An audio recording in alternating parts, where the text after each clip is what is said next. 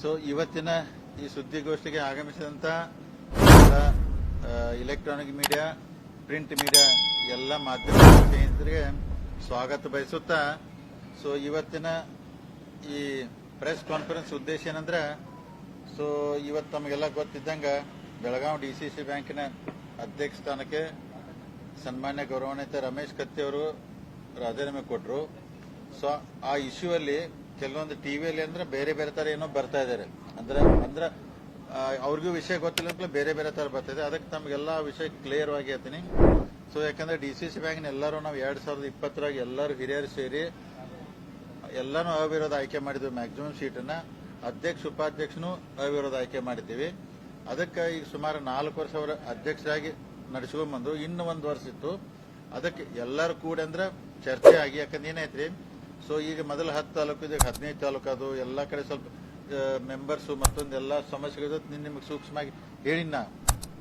ಹಿಂಗಾಗಿ ಬಹಳ ಜನ ಡೈರೆಕ್ಟರ್ಗಳು ಸಮಸ್ಯೆಗಳು ಬಂದು ಹಿಂಗಾಗಿ ಅದ್ ಹಂಗ ಬಹಳ ದಿವಸದಿಂದ ಸ್ವಲ್ಪ ಭಿನ್ನಾಭಿಪ್ರಾಯ ನಡೆದಿತ್ತದ. ಕಡೆಗೆ ಎಲ್ಲರೂ ಬಂದು ಡೈರೆಕ್ಟರ್ ಅದಕ್ಕೆ 1 ವರ್ಷ ಉಳ್ದೈತಿ, ಇನ್ನೊಬ್ಬರನ್ನ ಯಾರನ್ನಾರ ಅಧ್ಯಕ್ಷ ಮಾಡ್ರಿ ಅಂದ್ರ ಅಂತೇಳಿ ಎಲ್ಲರೂ ರಿಕ್ವೆಸ್ಟ್ ಮಾಡ್ರಿ. ಅದಕ್ಕೆ ನಾವೆಲ್ಲ ರಮೇಶ್ ಕತ್ತಿ ಅವರಿಗೆ ರಿಕ್ವೆಸ್ಟ್ ಮಾಡಿದೇವೆ, ಇನ್ನು 1 ವರ್ಷ ಅವಧಿ ಉಳಿದೈತಿ, ತಾವು ಅಧ್ಯಕ್ಷ ಸ್ಥಾನಕ್ಕೆ ಬಿಟ್ಕೊಟ್ಟು ಇನ್ನೊಬ್ರಿಗೆ ಮಾಡಕ್ ಅವಕಾಶ ಮಾಡಿಕೊಡಂದಾಗ ರಮೇಶ್ ಕತ್ತಿ ಅವರು ಸ್ವ ಇಚ್ಛೆಯಿಂದ ರಾಜೀನಾಮೆ ಕೊಟ್ಟು ಇನ್ನೊಬ್ಬರನ್ನ ಮಾಡೋಣ ಅಂತೇಳಿ ಅವಕಾಶ ಮಾಡಿಕೊಟ್ರು. ಅಂದ್ರೆ ಇದ್ರೊಳಗೆ ನಿನ್ನೇನಾಯ್ತು ಅಂದ್ರೆ 14 ಜನ ಡೈರೆಕ್ಟರ್ ಸೇರಿದ್ರು ಅಥವಾ ಅವ್ರ ಮ್ಯಾಗ ಅವಿಶ್ವಾಸ ನಿರ್ಣಯ ಮಂಡಿಸ್ತಾರೋ, ಅದಕ್ಕೆ ಹೆದರಿ ರಮೇಶ್ ಕತ್ತಿ ಅವ್ರು ರಾಜೀನಾಮೆ ಕೊಟ್ಟರು ಹಿಂಗೆಲ್ಲ ಸುದ್ದಿ ಬರತೈತಿ. ಆ ತರ ಏನೂ ಇಲ್ಲ.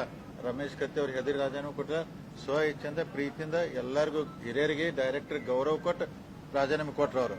ಒಂದನೇ ವಿಷಯ ಇದೆ. ಇದನ್ನಂದ್ರೆ ತಮ್ಮ ಗಮನಕ್ಕೆ ಮಾಧ್ಯಮ ಮುಖಾಂತರ ಜಿಲ್ಲೆ ಜನತೆ ಗಮನಕ್ಕೂ ತರ್ತೀನಿ ಈಗ. ಸೊ ಈಗ ಅವ್ರು ರಾಜೀನಾಮೆ ಕೊಟ್ಟ ನಂತರ ಸೊ ಈಗ ಅಂದ್ರೆ ಈ ಸ್ಥಾನ ಅಧ್ಯಕ್ಷ ಅಂದ್ರೆ ಖಾಲಿ ಆಯ್ತು ಈಗ.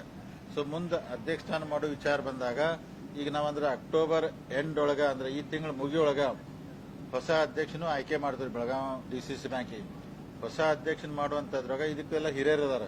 ಅಂದ್ರೆ ಉದಾಹರಣೆಗೆ ಉಸ್ತುವಾರಿ ಸಚಿವರು ಸನ್ಮಾನ್ಯ ಸತೀಶ್ ಜಾರಕಿಹೊಳಿ ಅವರದರು, ನಮ್ಮ ಅಂದ್ರೆ ಜಿಲ್ಲೆ ಹಿರಿಯ ಪ್ರಮುಖ ರಾಜಕಾರಣ ಪ್ರಭಾಕರ್ ಕೋರೆ ಸಾವ್ಕಾರ್ ಅದಾರ್ರಿ, ಗೌರವಾನ್ವಿತ ಲಕ್ಷ್ಮಣ್ ಸವದಿ ಅವರು ಅದಾರು, ರಮೇಶ್ ಜಾರಕಿಹೊಳಿ ಅವರು ಅದಾರು, ಇವನ್ ರಮೇಶ್ ಕತ್ತಿ ಅವರು ಅದಾರ ಹಿರಿಯರು. ಅವರೆಲ್ಲ 5 ಜನ ಸೇರಿ ಮುಂದಿನ ಅಧ್ಯಕ್ಷನ ಆಯ್ಕೆ ಮಾಡ್ತಾರ ಅವ್ರ ಅಂದ್ರೆ ಹೊಸ ಅಧ್ಯಕ್ಷನ.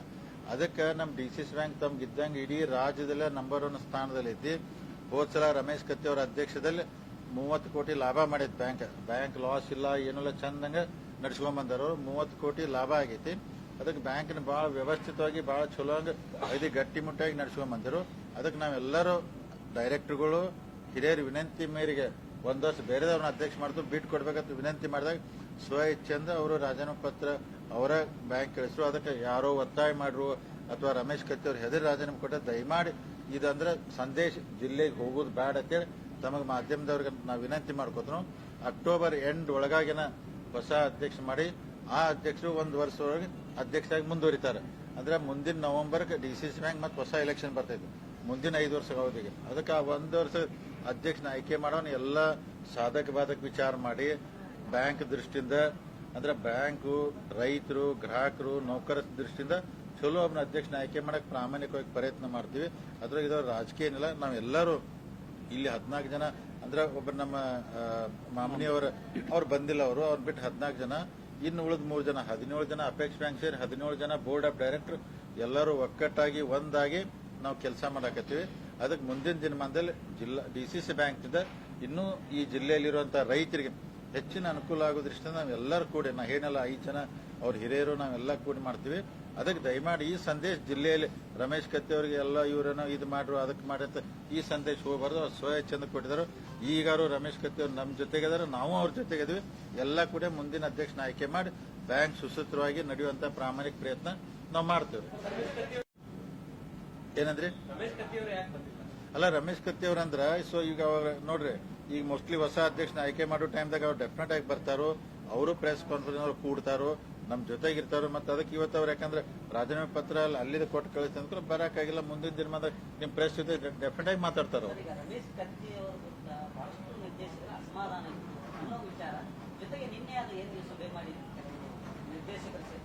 ಅಸಮಾಧಾನ ವ್ಯಕ್ತ ಆಯಿತು ಕೆಲವು ವಿಚಾರದಾಗ. ಅದೇ ಕಾರಣದಿಂದಾಗಿ ರಮೇಶ್ ಕತ್ತಿ ಅವರು ರಾಜೀನಾಮೆ ಕೊಟ್ಟಿದ್ದಾರೆ ಅನ್ನೋ ಒಂದು ವಿಚಾರ. ಇಲ್ಲ ನೋಡ್ರಿ, ನಾನು ನಿನ್ನೆ ನೀವೆಲ್ಲ ಮಾಧ್ಯಮ ಸ್ನೇಹಿತದಾಗ ಹೇಳಿ ಅಲ್ಲಿ ಮೆಂಬರ್ಶಿಪ್ ಇಶ್ಯೂ ವಿಚಾರ ಇದ್ದಾಗ ನಾವೆಲ್ಲ ಸೇರಿದ್ವಿ. ಕೆಲವೊಂದು ಜನ ಮೆಂಬರ್ ಆಗಿಲ್ಲ, ಅದಕ್ಕೊಂದು ಸ್ವಲ್ಪ ಅಸಮಾಧಾನ ಬೇಜಾರಿತ್ತು. ಅದಕ್ಕೂ ರಾಜೀನಾಮೆಗೆ ಅಂದ್ರೆ ಪ್ರಶ್ನೆನಿಲ್ಲ, ಸಂಬಂಧ ಇಲ್ಲ. ನಾ ಏನಿಲ್ಲ, ಎಲ್ಲರೂ ಕೂಡಿ ಅಂದ್ರೆ ಒಂದು ವರ್ಷ ಹೊಸದಾಗಿ ಅಧ್ಯಕ್ಷನ ಆಯ್ಕೆ ಮಾಡೋಣ ಅಂತೇಳಿ ವಿನಂತಿ ಮಾಡಿದಾಗ ಬಿಟ್ಟು ಕೊಟ್ಟಾರು. ಮೆಂಬರ್ಶಿಪ್ ಇಶ್ಯೂ ಸಣ್ಣ ಪುಟ್ಟ ವ್ಯತ್ಯಾಸಗಳು ಇದ್ದೇ ಇರ್ತಾವೆ ಬ್ಯಾಂಕ್ ನಡೆಸುತ್ತಂಗೆ ಎಲ್ಲ ಇದ್ದಾಗ. ಅದಕ್ಕೆ ಮೆಂಬರ್ಶಿಪ್ ದಿಂದಾನೆ ಹಿಂಗಾಗೈತಿ, ಮತ್ತೊಂದತ್ತಲ್ಲ, ಎಲ್ಲರೂ ಕೂಡಿ ಡಿಸಿಷನ್ ತಗೊಂಡ್ವಿ. ಒಂದ್ ಮಾತು ಹೇಳ್ತೇನೆ, ಯಾಕಂದ್ರೆ ನಾವು ಎಲ್ಲ ಕೂಡಿ ಒಂದು ಸಂಸ್ಥೆ ನಡೆಸಿದ್ನಾಗ 100ಕ್ಕೆ 100 ನಮಗೆ ಕರೆಕ್ಟ್ ಮಾಡೋಕ್ಕಾಗಲ್ಲ. ಸ್ವಲ್ಪ ವ್ಯತ್ಯಾಸ ಅಸಮಾಧಾನ ಇದ್ದೇ ಇರ್ತಾವೆ.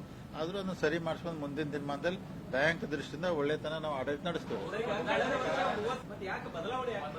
30 ಕೋಟಿ ಲಾಭ ಮಾಡಿದ್ದಾರೆ. ನಾನು ನಿಮ್ಗೆ ಅದಕ್ಕೆ ಫಸ್ಟ್ ಹೇಳಿನಾರೆ, ನಾವೆಲ್ಲ ಹಿರಿಯರು ಸೇರಿ ಬೋರ್ಡ್ ಆಫ್ ಡೈರೆಕ್ಟರ್ ಎಲ್ಲ ಸೇರಿ ಒಂದ್ ವರ್ಷಕ್ಕೆ ಮತ್ತೊಬ್ಬನ ಅಧ್ಯಕ್ಷ ಮಾಡೋ ಬಿಟ್ಟು ಕೊಡೋದು ಅವ್ರಿಗೆ ವಿನಂತಿ ಮಾಡಿದಾಗ ಬಿಟ್ಟು ಕೊಟ್ಟವ್ರೆ. ಅವ್ರೇನ್ ಬ್ಯಾಂಕ್ ಅಂದ್ರೆ ಸರಿ ನಡೆಸಿಲ್ಲ ಅದಕ್ಕಂತ ಆ ಪ್ರಶ್ನೆದಿಂದ ಅವ್ರು ತೆಗೆದಿಲ್ಲ ಅಥವಾ ಅವ್ರು ರಾಜೀನಾಮೆ ಕೊಟ್ಟಿಲ್ಲ. ಹೊಸ ಅಧ್ಯಕ್ಷ ಮಾಡೋಣ. ಯಾಕಂದ್ರೆ ನೋಡ್ರಿ, ಅವರು ಸುಮಾರು 9 ವರ್ಷದಿಂದ ಈ ಬ್ಯಾಂಕಿನ ಅಧ್ಯಕ್ಷ ಕೆಲಸ ಮಾಡೋರು, 15ರಿಂದ 24ರವರೆಗೆ. ಅದಕ್ಕೆ ಇನ್ನೊಬ್ರನ್ನ ಮಾಡೋಣ, ಹೊಸಬ್ರಿಗೆ ಮತ್ತೆ ಅವಕಾಶ ಕೊಡೋದು, ಅದಕ್ಕೆ ಬಿಟ್ಕೊಟ್ಟಾರ. ಬ್ಯಾಂಕ್ ನಡೆಸಿದಾಗ ರಮೇಶ್ ಕತ್ತಿ ಅವರು ಬ್ಯಾಂಕ್ ಅಗದಿ ಚೆನ್ನಾಗಿ ನಡೆಸ್ಯಾರು.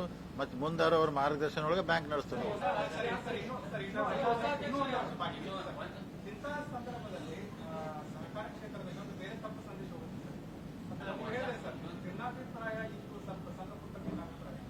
ಭಿನ್ನಾಭಿಪ್ರಾಯ ಸಣ್ಣ ಪುಟ್ಟಂತೆ ಬಹಿರಂಗವಾಗಿ ಹೇಳುವುದರ ಮೂಲಕ ಅದರ ಒಳಗಡೆ ಏನೋ ದೊಡ್ಡ ಪ್ರಮಾಣದಲ್ಲಿ ಅಸಮಾಧಾನ ಇದೆ ಅನ್ನುವಂಥದ್ದು ಇದೆ ಸರ್.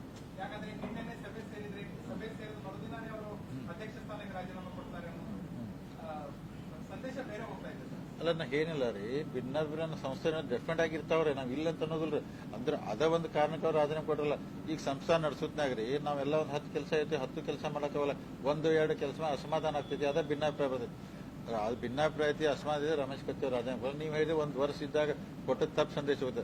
ಅದಕ್ಕೆ ಇನ್ನೊಬ್ರು ಹೊಸ ಮುಖ ಬರಲಿ, ಅವರು ಚಲೋ ಕೆಲಸ ಮಾಡಲಿ, ಈ ಉದ್ದೇಶದಿಂದ ನಾವು ಇದನ್ನ ರಿಸೈನ್ ಮಾಡಿಸಿದ್ದು ಅಂತ ಕೊಟ್ಟಾರ. ಬಿಟ್ಟು ಅದನ್ನ ಬಿಟ್ಟು ಬೇರೆ ಯಾವುದೂ ರಾಜಕೀಯ ಇತ್ತು ಬೇಕಾದ್ ಮಾಡಕ್ಕೆ. ಯಾಕಂದ್ರೆ ಕೋಆಪರೇಟಿವ್ ಸಂಸ್ಥೆ ಇಲ್ರಿ. ಸೊ 6 ತಿಂಗಳು ಇದ್ರೆ ಸಾಕು, ಬೇಕಾದಂತ ಡೆವಲಪ್ಮೆಂಟ್ ಮಾಡಕ್ ಆಗ್ತೈತಿ. ಇಂಥ ದೊಡ್ಡ ಬ್ಯಾಂಕ್ ಇದೆ, ಇಷ್ಟು ದೊಡ್ಡ ಡಿಪಾಸಿಟ್ ಇದೆ. ಸೊ ಅದಕ್ಕೆ ಈ DCC ಬ್ಯಾಂಕ್ ಇಷ್ಟು ಜನದ ನಂಬಿಕೆ ಇದೆ, ರೈತರು ಗ್ರಾಹಕರಿಗೂ. 6 ತಿಂಗಳು ಹೊಸ ಅಧ್ಯಕ್ಷ ಸಿಕ್ಕರು, ಇನ್ನೂ ಅವ್ರಕ್ಕಿಂತ ಒಳ್ಳೆ ಕೆಲಸ ಮಾಡಕ್ ಪ್ರಾಮಾಣಿಕ ಪ್ರಯತ್ನ ಮಾಡ್ತಾರೆ. ಈಗ ಉದಾಹರಣೆ ನಿಮ್ಗೊಂದು ಹೇಳಿ ಬಿಡ್ತೀವಿ. ಈಗ ನಮ್ಗೆ ಮನೆ ಜನರಲ್ ಬಾಡಿ ಆಯ್ತು, ಜನರಲ್ ಬಾಡಿ ಒಳಗೆ ನಾವು ಹೇಳಿದ್ವಿ 30 ಕೋಟಿ ಲಾಭ ಆಗೈತೆ. ಈಗ ನಿಮ್ಗೆಲ್ಲ ಹೊಸ ಅಧ್ಯಕ್ಷ ಇಟ್ಕೊಂಡನ ನಾವು ಪ್ರಾಮಾಣಿಕ ಪ್ರಯತ್ನ ಮಾಡಿ ಮುಂದಿನ ವರ್ಷ 50 ಕೋಟಿ ಲಾಭ ಮಾಡಿ ತೋರ್ಸಕ್ ಪ್ರಯತ್ನ ಮಾಡ್ತೀವಿ ನಾವ್ರಿ ಹೊಸ ಅಧ್ಯಕ್ಷ ಇಟ್ಕೊಂಡು. ಅಂದ್ರೆ ಮಾಡ್ಬೋದು, ಎಲ್ಲರೂ ಸಹಕಾರ ಇದ್ರೆ.